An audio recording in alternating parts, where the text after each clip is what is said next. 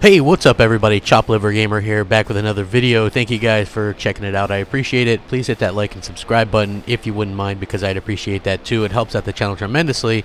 And thank you guys for the warm welcome on MNC Mornings. Again, I'm going to keep pimping the Patreon.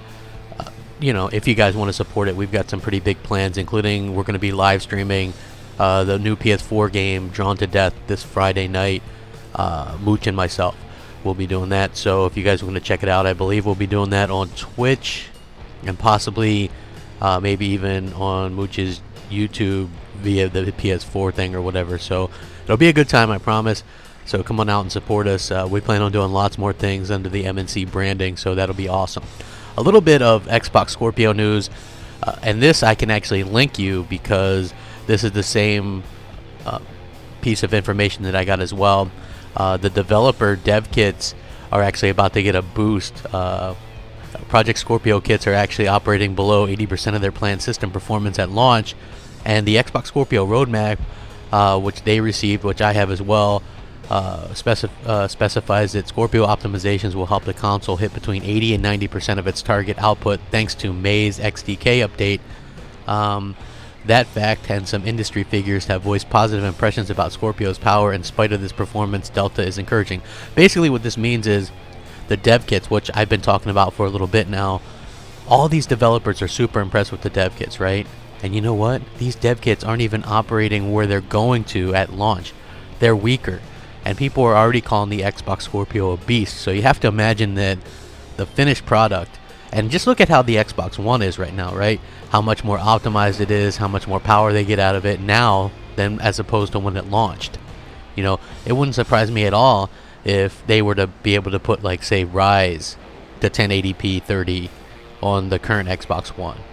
You know, just because they've optimized it so well and things like that. And I think that that's very, very good. And this continues on. The most significant update for Project Scorpio will be June's XDK update. If Microsoft hits the targets, June's XDK update will bring Scorpio's graphics stack up to its 6 teraflop 4K powering launch targets.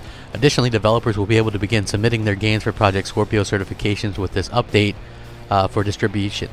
Games will need to be certified against the XDK's final Scorpio code, planned to launch around the 2017 holiday season. Yeah. So basically, this is what developers have to do when submitting 4K titles. Developers working on Project Scorpio titles have a range of options for submitting the titles. The roadmap reinforces the previous information about how Scorpio will boost change-resilient Xbox One games without the need for an update. Games that utilize dynamic scaling technology such as Halo 5, Battlefield 1, and The Division will achieve their maximum 1080p resolutions more frequently, if not permanently, on Scorpio. And this will make even unpatched Xbox One games look far prettier on Scorpio, basically trumping what the PS4 Pro does with boost mode, quote unquote. Change resilience, it seems, extends all the way up to 4K.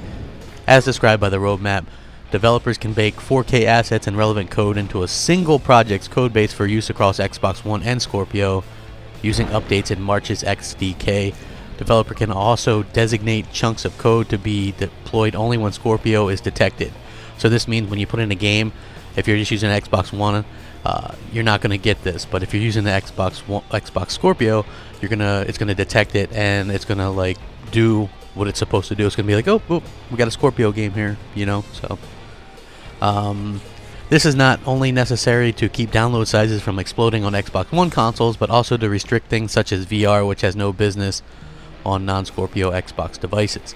Additionally, it looks like improvements to streaming game installations are on the way to help support those potentially larger files as well. So this is all very cool information and good stuff from Jez at Windows Central.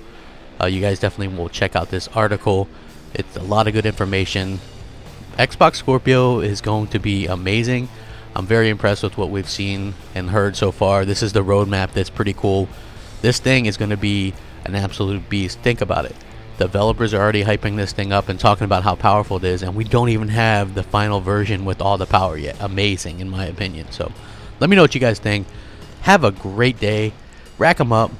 Crapgamer out.